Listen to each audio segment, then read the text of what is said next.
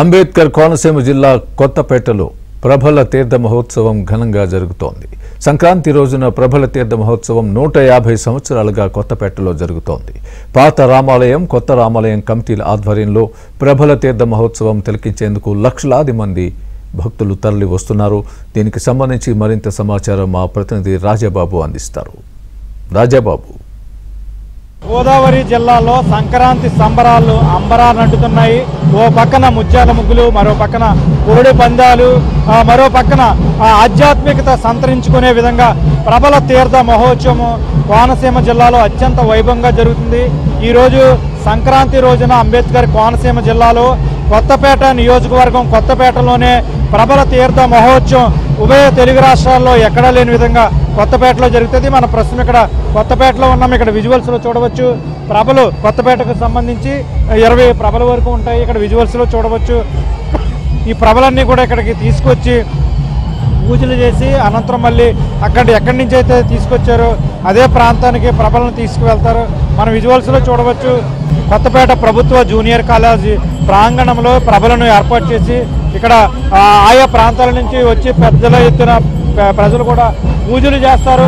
భారీగా ఊరేగింపు ఉంటుంది. బాణసంచ కూడా కాలుస్తారు. సంక్రాంతి రోజున మాత్రమే అత్యంత వైభవంగా జరుపుకునే పండుగ మనం విజువల్స్ చూసాము. ఊరేగింపు మొత్తం కొత్తపేట అంతా కూడా చేస్తారు. ఇక్కడ ప్రభల తీర్థ మహోత్సవానికి సంబంధించి నిర్వాహకులు ఉన్నారు. మనం వాళ్ళతో మాట్లాడదాం. సార్ చెప్పండి, ఈ రోజు కొత్తపేటలోనే జరిగే ప్రభల పండుగ ఈ సంవత్సరం ఎలా జరుపుకుంటున్నారు? ఈ ప్రభలోత్సవం అన్నది సుమారు 150 సంవత్సరాల పురాతనమైన ఉత్సవం. ఇది వీరభద్రుడు స్వయంభూ. వీరభద్రుడు ప్రభుత్వం తర్వాత ఈ ఉత్సవం స్టార్ట్ అవుతుంది. పూర్వం నుంచి కూడా ఈ సాంప్రదాయంగా జరుగుతుంది. ఆ వీరభద్రుడు ప్రభుత్వం తర్వాత దాని ద్వారా ఒక 8 ప్రభలు కూడా వస్తూ ఉంటాయి. తర్వాత కొత్త రామాలయం ప్రభలు ఎత్తారు. అయ్యో 8 ప్రభలు వస్తాయి. వచ్చిన తర్వాత ఇక్కడ కొన్ని బ్యాండ్ మేళాలని, గరగ ఉత్సవాలు, రకరకాల నృత్యాలు ఇవన్నీ సాంప్రదాయంగా జరుగుతూ ఉంటాయి. తర్వాత బాణసంచాకి ఈ సంబరం పెట్టింది పేరు కొన్ని లక్షల రూపాయల మందు మూడు యూత్లు మూడు పాత రామాలయం, కొత్త రామాలయం, బోడిపాలెం మూడు కమిటీలు మందు కలుస్తారు ఇక్కడ. అది ఇక్కడ భారతదేశం ఈ కోనసీమలోనే కాదు ఈ ఆంధ్రప్రదేశ్లో ఎంతో ప్రాముఖ్యతమైన ఉత్సవం ఇది. ఈ రోజు జరిగే ప్రభోత్సవానికి ఎంతో 150 సంవత్సరాలు ఎప్పుడు యాభై తలబడి చేసుకునే కార్యక్రమంతో ప్రత్యేకంగా ఈ సంవత్సరం ప్రత్యేకంగా హిందూ మతం మీద ఎక్కువ దృష్టి పెట్టి అన్ని ప్రభలు కూడా చేస్తడం జరిగింది.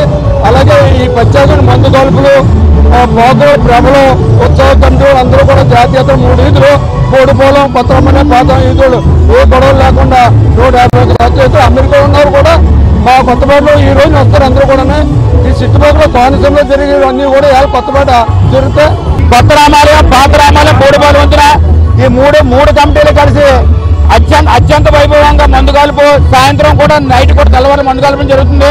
ఇది కోనసీమలో కాకుండా యావత్ ప్రపంచానికి ఇది మంచి ఉత్సవంగా కోనసీమలో కొత్తపేట పేరుగాంచి ఉంది.